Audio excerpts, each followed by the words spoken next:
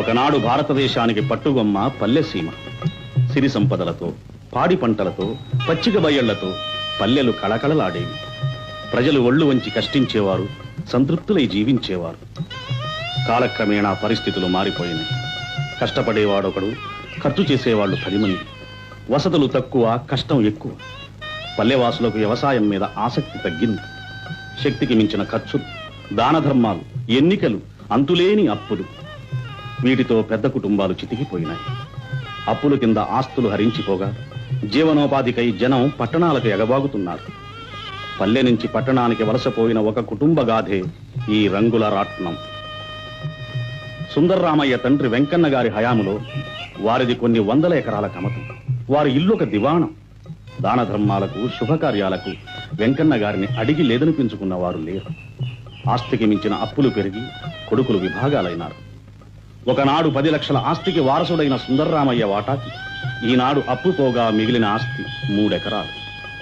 ఆ 3 ఎకరాలు అమ్ముకుని పిల్లలకైనా చదువు చెప్పించి ప్రయోజకుల్ని చేద్దామన్న ఆశతో భార్యాబిడ్డలతో సుందర్రామయ్య పట్టణానికి ప్రయాణమైపోతున్నాడు.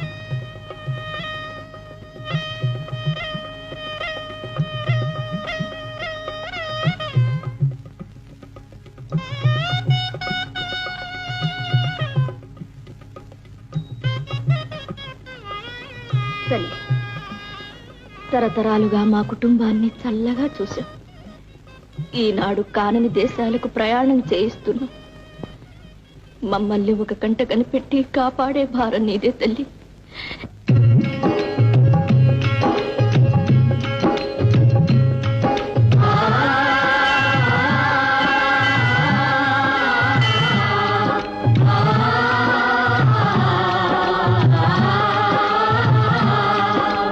కలిమి నిలవదు, లేమి మిగలదు, కలకాలం ఒక రీతి గడవదు.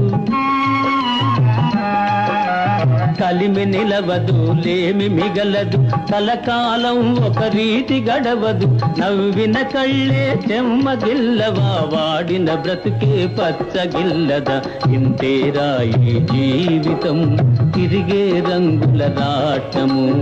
ఇంతేరా ఈ జీవితం, తిరిగే రంగుల రాటము.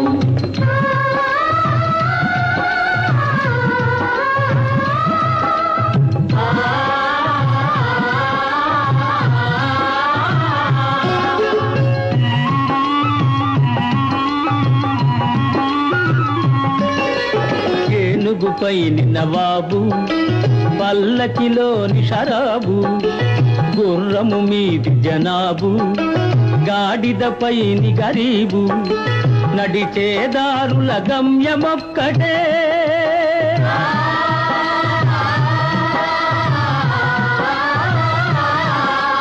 నడిచేదారుల గమ్యమొక్కటే, నడిపేవానికి అందరొక్కటే. ఇంతేరా ఈ జీవితం, తిరిగే రంగుల రాట్నము. ఇంతేరా ఈ జీవితం, తిరిగే రంగుల రాట్నము.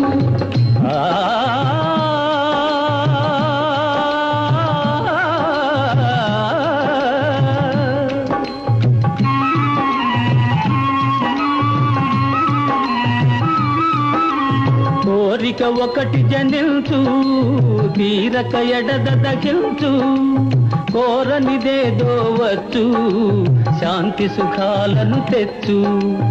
ఏది శాపమో ఏది వరమో,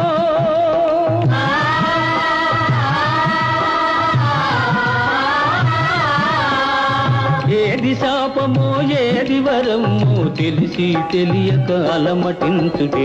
ఇంతేరా ఈ జీవితం, తిరిగే రంగుల రాట్నము. ఇంతేరా ఈ జీవితం.